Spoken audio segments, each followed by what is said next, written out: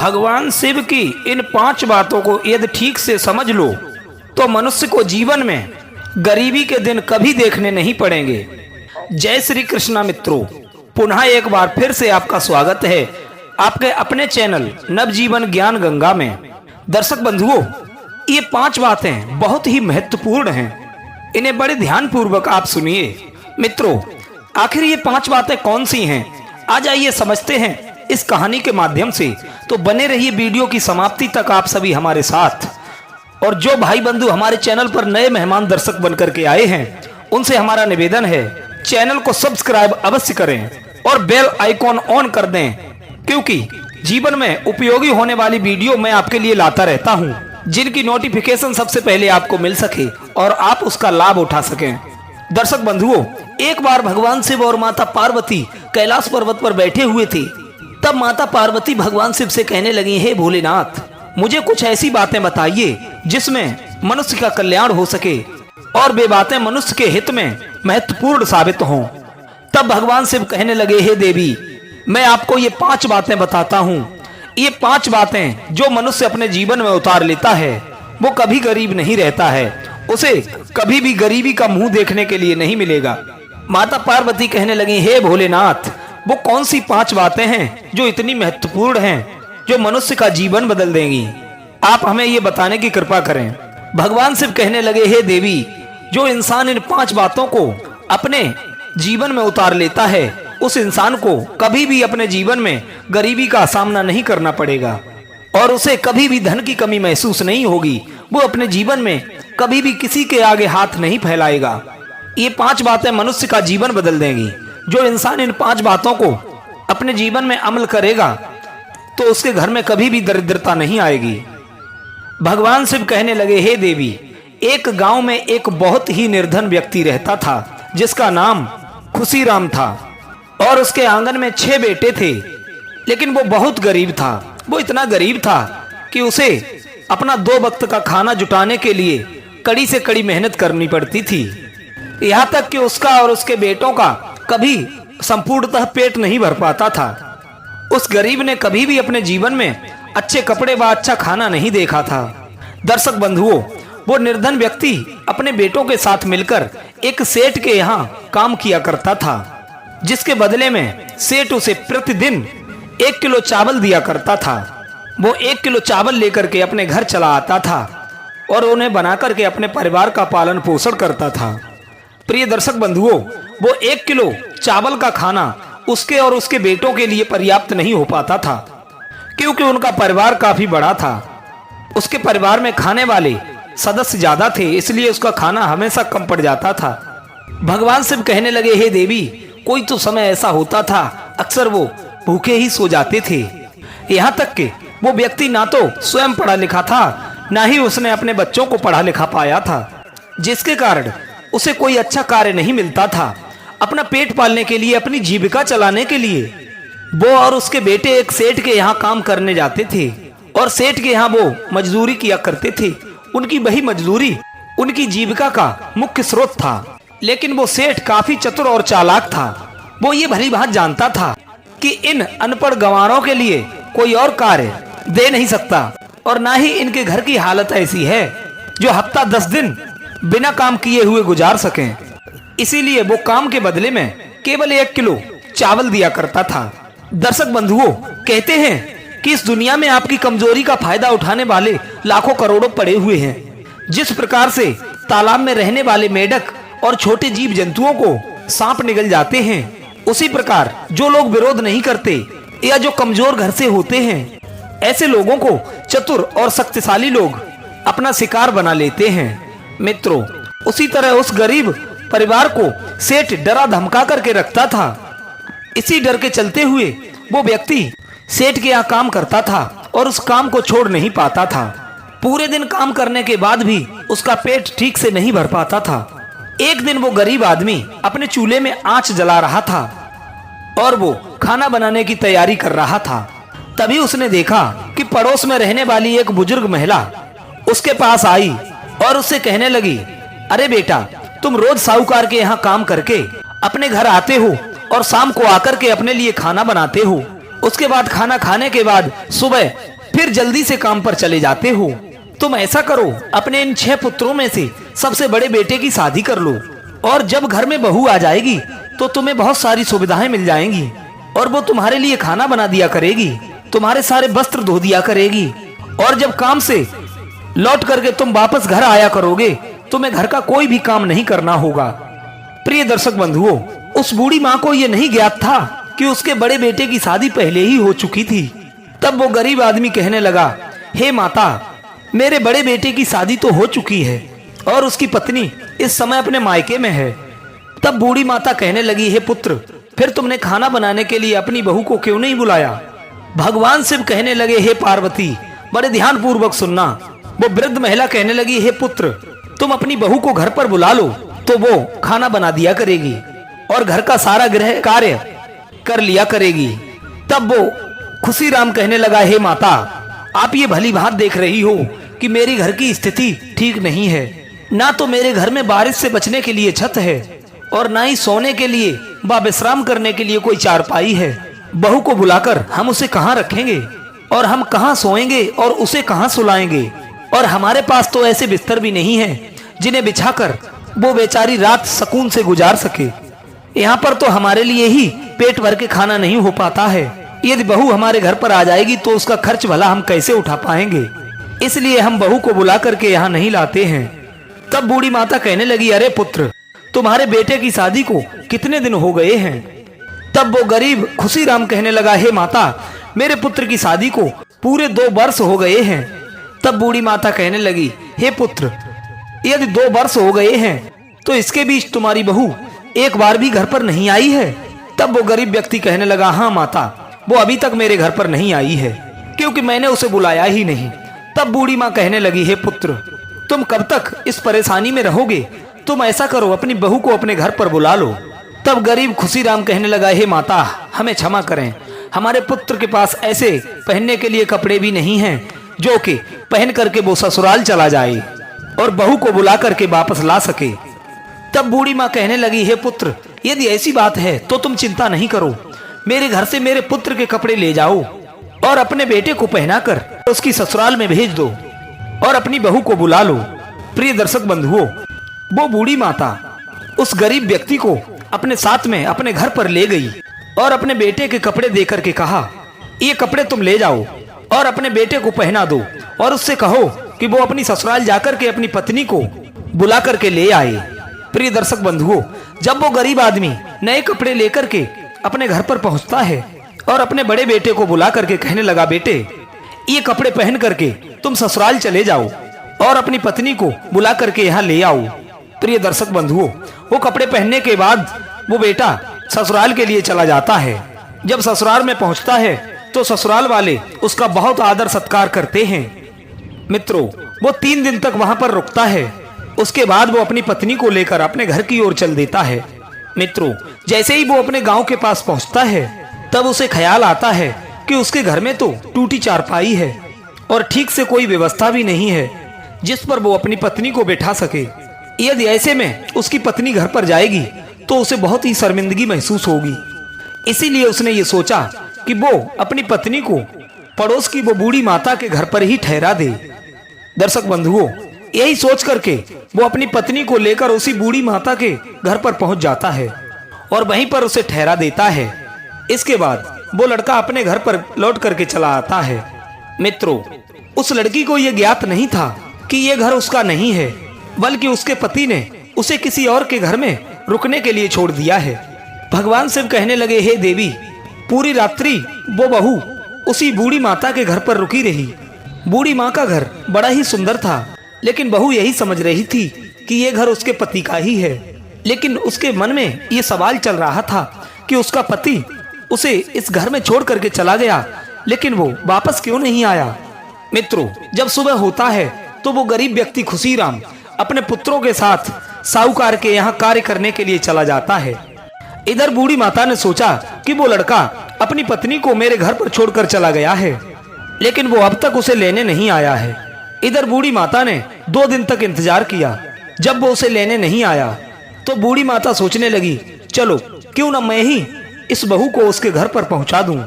तब बूढ़ी माता कहने लगी, अरे बहू, हमें ये लगता है कि तुम्हारा पति तुम्हें लेने नहीं आएगा। चलो मैं ही तुम्हें तुम्हारे ससुराल वाले घर में छोड़ देती हूँ। बूढ़ी माँ की बात सुनने के बाद बहू बड़ी हैरान हो जाती है और आश्चर्य में पड़ जाती है। फिर कहने लगी, है माता, ससुराल वाला घर? कौन सा ससुराल वाला घर? क्या जिस घर में मैं रह रही हूँ ये मेरा ससुराल नहीं है? तब बूढ़ी माता उसे पूरी बात समझाते हुए बोली है और समझाने के बाद उसे उसके घर पर लेकर के जाती है। दर्शक बंधुओं, इधर जब नई बहू अपने ससुराल वाले घर पर पहुंची और उसने जाकर के घर की हालत देखी तो वो दंग रह गई, क्योंकि घर की स्थिति बहुत खराब थी। हर जगह पर चूल्हे बने हुए थे और हर एक चूल्हे में राख भरी हुई थी। घर के एक एक कोने में राख बिखरी हुई थी। फिर उसने चारपाई की ओर देखा तो वो भी टूटी हुई पड़ी थी और कोई भी बिस्तर साफ सुथरा नहीं था। सब बिस्तरों पर धूल जमी हुई थी। घर की छत और दीवारें धुएं से काली हो चुकी थीं, वो भी टूटी हुई थीं। सारे बर्तन इधर उधर बिखरे पड़े हुए थे। अपनी ससुराल का ऐसा हाल देखकर बहू की आंखों में आंसू आ गए और बैठ करके वो रोने लगी। मित्रों, इधर वो बूढ़ी माँ उसे उसके घर पर छोड़ करके अपने घर के लिए लौट गई थी। वो बेचारी अकेली ही बैठ करके अपने घर में और अपनी किस्मत को कोसने लगी। मित्रों, वो बहू अपने घर की इस हालत को देख देख कर काफी देर तक रोती रही। बाद में उसने सोचा कि रोने से क्या फायदा, मुझे रहना तो इसी घर में ही है, क्योंकि मेरा विवाह इसी घर में हुआ है। भगवान शिव कहने लगे, हे देवी पार्वती, वो बहू बड़ी ही बुद्धिमान थी। फिर उसने सोचा कि सिर्फ रोने से सब कुछ ठीक नहीं होगा, बल्कि उसे ही कुछ ना कुछ करना होगा। मित्रों, उसके बाद उस बहू ने अपनी साड़ी का पल्ला अपनी कमर में बांधने के बाद उस घर को सुधारने में लग गई, उसकी साफ सफाई करने लगी। भगवान शिव कहने लगे, हे देवी, जो लोग बुद्धिमान होते हैं वो मुश्किल समय में भी नहीं घबराते हैं, बल्कि अपनी बुद्धि का इस्तेमाल करके परिस्थितियों को भी अपने अनुकूल बना लेते हैं और बड़ी धैर्य के साथ अपना कार्य संभव कर लेते हैं। दर्शक बंधुओं, वो बहू उठी और उसने घर में बने हुए सारे चूल्हों को एक एक करके तोड़ दिया। केवल एक चूल्हा छोड़कर सभी चूल्हों को तोड़ दिया और घर में पड़े हुए सारे बिस्तरों को बड़े ध्यान पूर्वक साफ सफाई करती है और उन्हें झाड़ पोंछ करके साफ सुथरा करके रख देती है और घर में पड़े सारे बर्तनों को एकत्रित करके उन्हें धुल करके और उन्हें व्यवस्थित करके रख देती है और काली काली दीवारों को पुताई करके उन्हें साफ सुथरा बना लेती है। प्रिय दर्शक बंधुओं, इस प्रकार उसने सफाई करके अपने घर का रूप ही बदल दिया। भगवान शिव कहने लगे, हे पार्वती, इसीलिए स्त्री को घर की लक्ष्मी कहा जाता है। एक गृहिणी के बिना लकड़ी ईंट पत्थरों से बना हुआ एक घर घर नहीं कहलाता, बल्कि स्त्री ही घर की शोभा हुआ करती है। भगवान शिव कहने लगे, हे देवी, वो बहू उस टूटे हुए नरक जैसे घर को स्वर्ग जैसा बना देती है। माता पार्वती कहने लगी, हे प्रभु, ये कहानी मुझे बहुत पसंद आ रही है, आप मुझे इस कहानी को पूरा अवश्य सुनाइए। तब भगवान शिव कहने लगे, हे देवी, उस घर में कार्य करते करते उस पत्नी को शाम हो जाती है और अंत में वो अपने पति के आने की प्रतीक्षा करने लगती है। मित्रों, काफी अंधेरा हो चुका था, लेकिन उसका पति अपने भाइयों व अपने पिता के लेकर के वापस नहीं आया था। जब उसके पिता और उसके पति कोई भी वापस नहीं आए तो वो बहू चिंतित होने लगती है और वो सोचने लगती है कि वो घर में अकेली है और उसका पति अभी तक लौट करके नहीं आया है। उसे डर था कि कोई बुरा व्यक्ति उसके घर में न घुस आए। उसके मन में ऐसे विचार चल रहे थे। तब तक उसने क्या देखा कि उसके ससुर अपने बेटों के साथ घर के अंदर चले आते हैं। जब वे सब अपने घर का दृश्य देखते हैं तो सब के सब हैरान हो जाते हैं। उन्होंने देखा कि घर की तो पूरी सूरत ही बदल चुकी है। तब वो अपनी बहू से जाकर के सवाल करता है, हे पुत्री, ये तुमने कैसे कर दिया? हमारे घर में इतने चूल्हे थे, तुमने उन्हें क्यों तोड़ दिया? तब बहू कहने लगी, हे पिताजी, क्षमा करें, अब से इस घर में सिर्फ एक ही चूल्हा चलेगा और सबके लिए मैं खाना बनाऊंगी। अब किसी को भी अलग अलग चूल्हों पर अपने अपने हाथ जलाने की जरूरत नहीं है। बहू की ऐसी बात सुनने के बाद उसका ससुर व उसके देवर सब बहुत प्रसन्न हो जाते हैं। उसके बाद वो 1 किलो चावल लाए हुए थे जो उनके सेठ ने दिए हुए थे, वो जाकर के अपनी बहू को दे दिए। बहू ने उन चावलों से खाना बना करके सबको परोसा, लेकिन उस खाने से किसी का भी पेट नहीं भर पाया। 2 दिन तक बहू ने इसी प्रकार से उन्हें खाना खिलाया, लेकिन वो खाना पर्याप्त नहीं था। तीसरे दिन उस बहू ने कहा, हे पिताजी, आप रोजाना साहूकार के यहाँ कार्य करते हैं, लेकिन आपका सेठ आपको केवल 1 किलो ही चावल देता है। लेकिन इन 1 किलो चावलों से हमारा गुजारा नहीं हो पाता है। आज जब आप साहूकार के यहाँ कार्य करने के लिए जाएं और जब काम करके वापस आएं तो वो शाम को आपको 1 किलो चावल देगा। तब आप उससे कहना कि इन 1 किलो चावलों से हमारा गुजारा नहीं चलता, हमें 1 किलो चावल की मात्रा 3 गुना और बढ़ा दीजिए, नहीं तो हम कल से काम पर नहीं आएंगे।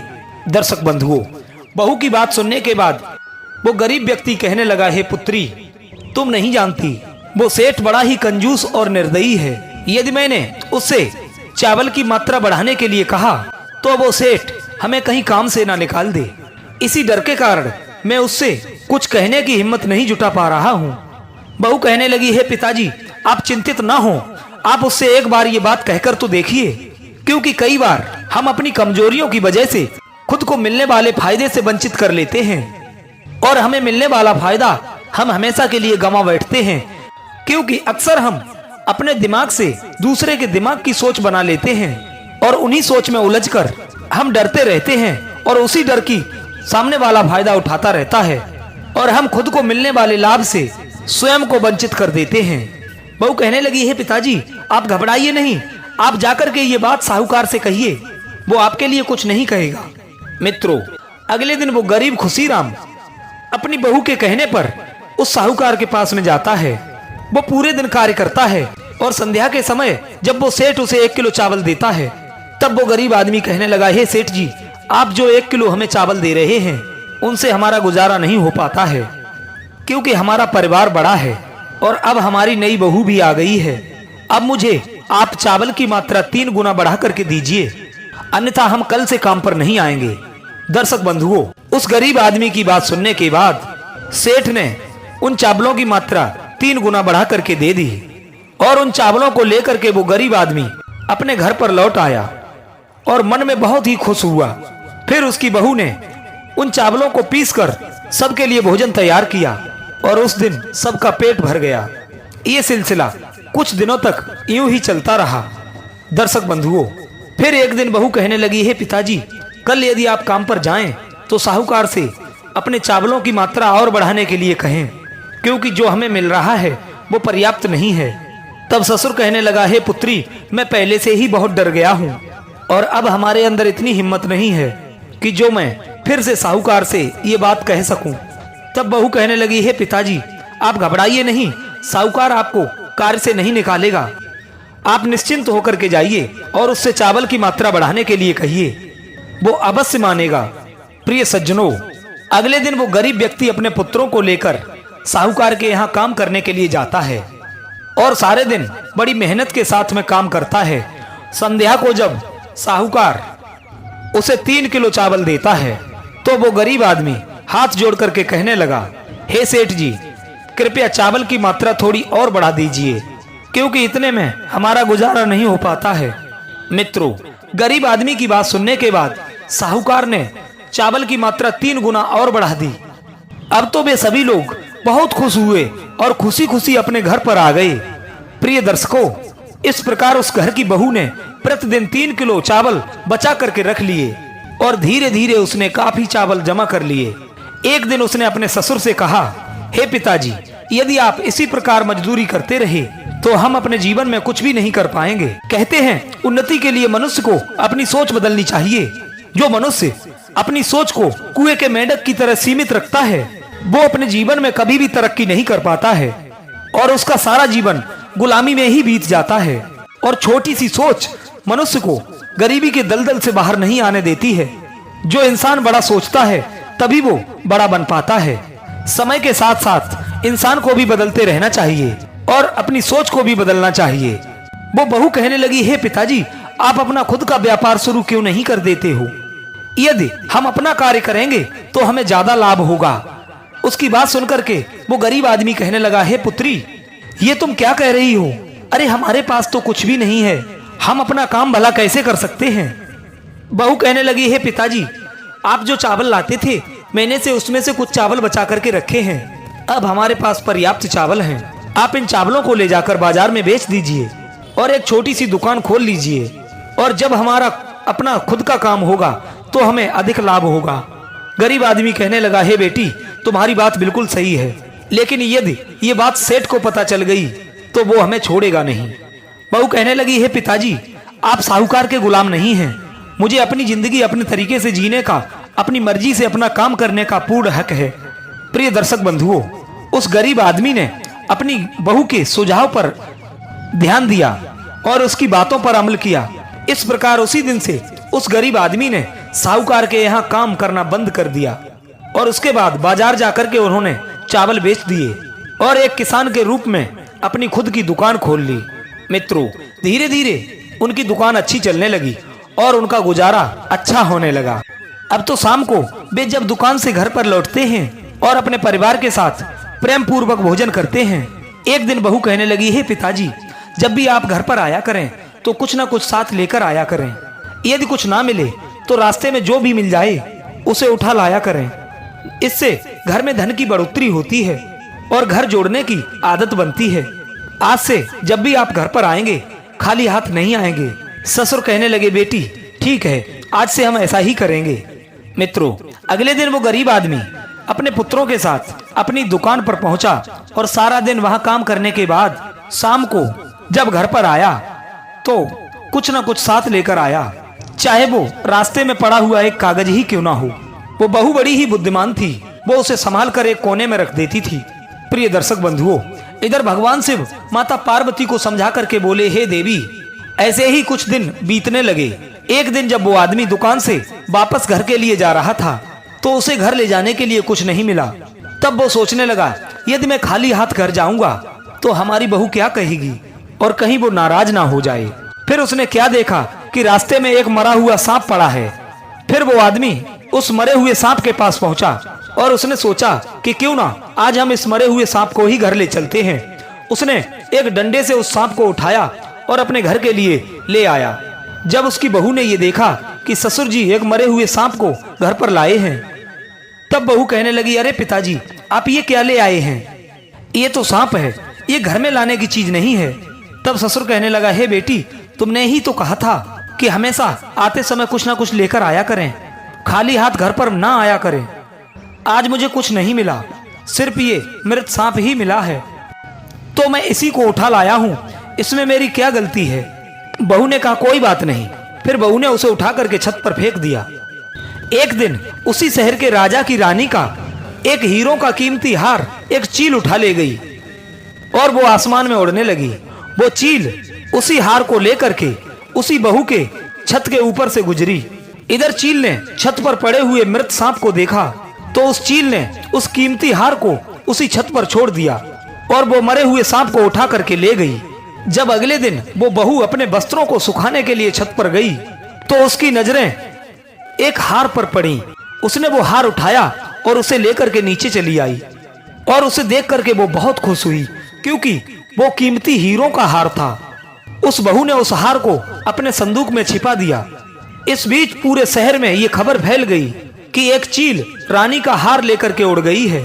राजा ने पूरे राज्य में ये घोषणा करवा दी और अपने सैनिकों को चारों ओर भेज दिया कि जाकर के पता लगाओ कि वो चील हार को कहां लेकर के गई है। जो भी व्यक्ति उस हार को ढूंढ करके लाएगा और राज्य दरबार में पहुंचाएगा, उसे राजा के द्वारा बहुत बड़ा इनाम दिया जाएगा।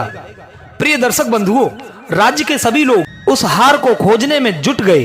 ये बात उस घर की बहू को पता चली कि रानी के हार लौटाने वाले व्यक्ति को राजा बहुत बड़ा इनाम देने वाले हैं। लेकिन राजा इधर कई दिनों इंतजार करता रहा, लेकिन उस हीरो के हार को कोई भी खोज कर नहीं ला पाया। अब तो राजा को क्रोध आने लगा। उसने अपने सैनिकों और मंत्रियों को आदेश दिया कि राज्य में ये खबर फैला दो कि हार अभी तक नहीं मिला है। यदि वो हार किसी को मिल गया है और उसे किसी के घर में पाया गया तो राजा उसे कठोर दंड देगा। जब ये खबर उस गरीब व्यक्ति को पता चली तो उसने अपनी बहू से ये कहा, हे पुत्री, राजा का हार चोरी हो गया है। शुरुआत में तो राजा ने हार ढूंढने वाले को इनाम देने की बात कही थी, लेकिन अब उन्होंने ये ऐलान किया है कि जिसके भी पास वो हार होगा उसे कठोर सजा मिलेगी। बहू तो ये भली बात जानती थी कि हार उसी के पास है, लेकिन उसने ये बात किसी को भी नहीं बताई। बहू अपने ससुर से कहने लगी, हे पिताजी, आप एक काम कीजिए, एक नकली पोथी पत्र लेकर राजा के दरबार में ज्योतिषी बनकर के जाइए। राजा के सामने वो पत्रा खोल करके आप कहिए कि उनका कीमती हार उनके महल के पीछे कचड़े में पड़ा हुआ है। बहू की बात सुनकर वो गरीब आदमी घबरा गया। तब खुशीराम कहने लगा, हे पुत्री, क्या तुम पागल हो गई हो? मैं तो उस हार के बारे में जानता भी नहीं हूँ। यदि मैं राजा के सामने झूठ बोलूंगा तो राजा मुझे फांसी पर चढ़वा देगा। तब बहू कहने लगी, हे पिताजी, आप घबराइए नहीं, जो मैं कह रही हूँ बस आप उतना ही कीजिए। मित्रों, इस प्रकार वो आदमी अपनी बहू पर भरोसा करने के बाद नकली ज्योतिषी बन गया और पुरानी सी पत्र लेकर के राजा के दरबार में पहुंच गया। और राजा के दरबार में पहुंचने के बाद राजा से कहने लगा, हे महाराज, मैं एक बहुत विद्वान ज्योतिषी हूँ। मैंने आपके हार का पता लगा लिया है। वो आपके महल के पीछे कूड़े में पड़ा हुआ है। दर्शक बंधुओं, इधर राजा ने जब उसकी बातें सुनी तो उन्होंने अपने सैनिकों को बुलाया और कहा कि जाओ और जाकर के महल के पीछे पड़ा हुआ कचरा, उसमें से हार को ढूंढ करके लाओ। प्रिय मित्रों, इधर राजा के सैनिक आने से पहले ही बहू ने राजमहल के पीछे जाकर के उस हार को कूड़े में फेंक दिया और वो चुपचाप अपने घर वापस लौट करके आ गई। उधर जब राजा के सैनिक हार को खोजने के लिए महल के पीछे पड़े कचड़े में जब गए तो वो हार उन्हें प्राप्त हो गया। उस हार को लेकर के सिपाहियों ने राजा को सौंप दिया। राजा उस व्यक्ति से बहुत ही प्रसन्न हो गया और कहने लगा, हे ज्योतिषी, तुमने मेरा हार ढूंढ के निकाला है, इसलिए तुम हमसे जो चाहो मांग लो। तब वो गरीब व्यक्ति कहने लगा, हे राजन, कृपया मुझे क्षमा करें। मैं अपने घर जाकर अपनी बहू व अपने बच्चों से सलाह मशवरा करने के बाद ही आपसे कुछ मांगूंगा। राजा कहने लगा, जाओ और जाकर के अपनी बहू व बच्चों से सलाह मशवरा करके आओ। दर्शक बंधुओं, इधर वो गरीब व्यक्ति अपनी बहू से जाकर के बोला, हे पुत्री, राजा मुझसे इनाम मांगने के लिए कह रहा है, मैं उससे क्या मांगू? बहू कहने लगी, हे पिताजी, जाकर के आप पहले राजा से वचन ले लीजिए, फिर उसके बाद में जब वो वचन दे दे फिर उससे मांगिए कि हे महाराज, इस बार दिवाली पर किसी के भी घर में दिया ना जले, राज्य का कोई भी व्यक्ति अपने घर में दिया ना जलाए। बहू की बात सुनने के बाद वो गरीब आदमी डर गया और कहने लगा, हे पुत्री, ये तुम क्या कह रही हो? ऐसी बात सुनने के बाद तो राजा मुझे तुरंत फांसी दे देगा। बहू कहने लगी, पिताजी, आप घबराइए नहीं, जितना मैं कह रही हूँ आप उतना ही कीजिए। इधर बहू के बार बार आग्रह करने के बाद वो गरीब व्यक्ति राजा के पास गया और कहने लगा, हे राजन, आप पहले मुझे वचन दीजिए, तभी मैं आपसे कुछ मांगूंगा। यदि आप वचन नहीं देंगे तो मैं आपसे कुछ भी नहीं मांगूंगा। इधर राजा ने प्रतिज्ञा की और घोषणा की कि जो भी आप मांगेंगे हम वही आपको प्रदान करेंगे। गरीब व्यक्ति ने राजा से वही कहा जो उसकी बहू ने बताया था। उसने कहा, हे महाराज, इस वर्ष दिवाली आ रही है और हमारी आपसे ये इच्छा है कि इस दिवाली पर राज्य का कोई भी निवासी अपने घर में दीपक न जलाए। पूरे नगर में अंधकार होना चाहिए और दीपक केवल हमारे घर में ही जलना चाहिए। प्रिय दर्शक बंधुओं, उस गरीब आदमी की ये बात सुनकर राजा क्रोधित हो गया और कहने लगा, क्या तुम्हारा दिमाग खराब हो गया है? मैं कैसे पूरे राज्य को अंधेरे में डुबो दूं? गरीब आदमी कहने लगा, महाराज, आप क्रोध क्यों कर रहे हो? यदि आप नहीं देना चाहते हो तो मत दीजिए, आप हमसे मना कर दीजिए। बहुत विचार विमर्श करने के बाद राजा कहने लगा, ठीक है, हमने वचन दिया है तो हम उसे पूर्ण अवश्य करेंगे। राजा ने पूरे नगर में ये घोषणा करवा दी कि इस दिवाली पर कोई भी दीपक नहीं जलाएगा, केवल उस व्यक्ति के घर में ही दीपक जलेगा। मित्रों, इधर जब धनतेरस आई तो किसी के भी घर में दीपक नहीं जला, सिवाय उस गरीब व्यक्ति के घर में जहां पर उसकी बहू ने दीपक जलाया था। जब शाम को माता लक्ष्मी रिद्धि सिद्धि के साथ उसी नगर में आई तो उन्होंने देखा कि पूरे नगर में अंधेरा छाया हुआ है। माता लक्ष्मी रिद्धि सिद्धि से कहने लगी, हे पुत्रियों, ये क्या बात है? तब रिद्धि सिद्धि ने माता लक्ष्मी को पूरी कहानी बताई।